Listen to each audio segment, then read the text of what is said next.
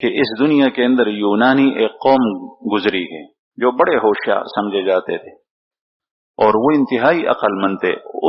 ان یونانیوں کے فلاسفہ مشہور ہے، ان کی کتابوں کے اندر تذکرہ اب بھی ہم پڑھتے ہیں آتا ہے کہ فلاں فلسفی یہ کہا، یہ کیا، یہ کیا. اتنے بڑے فلاسفہ تھے کہ ایک فلسفی کو، افلاطون کو، اپنے باپ نے اپنے استاذ کے پاس بھیجا سبق کے لیے.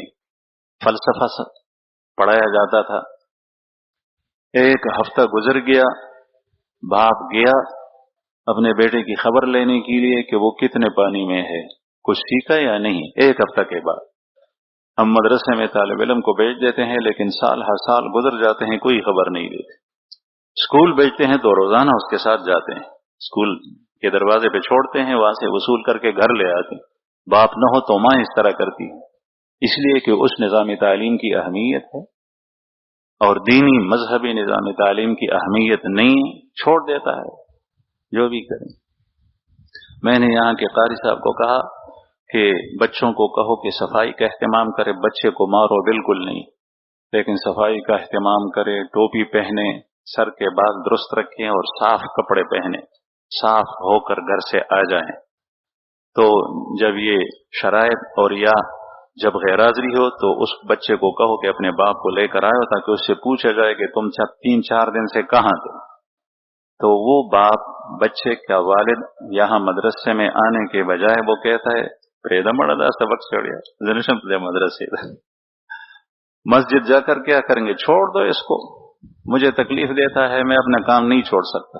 یہ ہے دین کی قدر و قیمت.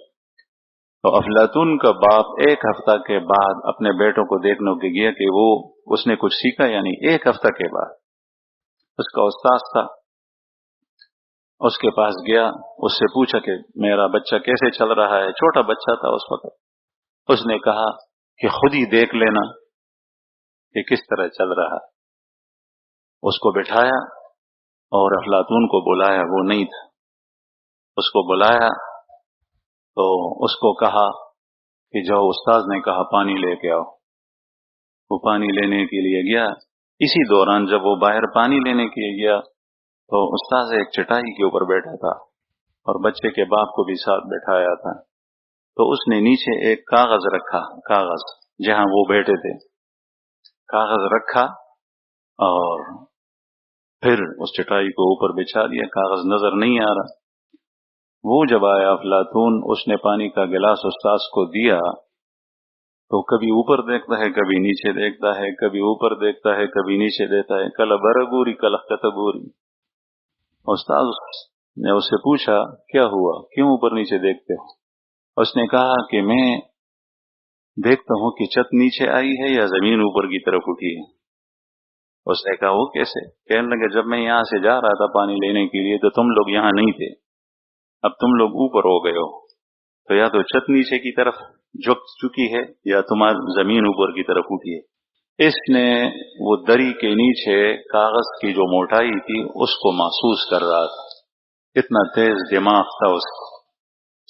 تو آپ لوگ اس بات کو سمجھیں گے یا نہیں، لیکن میں آپ اتنے ہوشیار تھے، اتنی تیز عقل والے تھے یہ یونان کے بسنے والے، لیکن انہوں نے عقل کی وجہ سے اللہ تعالیٰ کے وجود کا انکار کیا. وہ کہتے ہیں کہ عقل سے یہ ساری چیزیں پیدا ہوتی ہیں، یہ درخت بھی عقل سے پیدا ہوتے ہیں اور یہ ساری چیزیں عقل اول پہلے بنا، پھر اس نے عقل ثانی کو پیدا کیا، پھر عقل ثالث کو پیدا کیا، پھر عقل رابع کو پیدا کیا، پھر عقل عاشر کو پیدا کیا، اب عقل عاشر پوری کائنات کو پیدا کیا. وہ خدا کو نہیں مانتے، وہ عقل کو مانتے ہیں. عقول عاشرہ یہ فلسفیوں کے ہاں بنیادی عقیدہ ہے.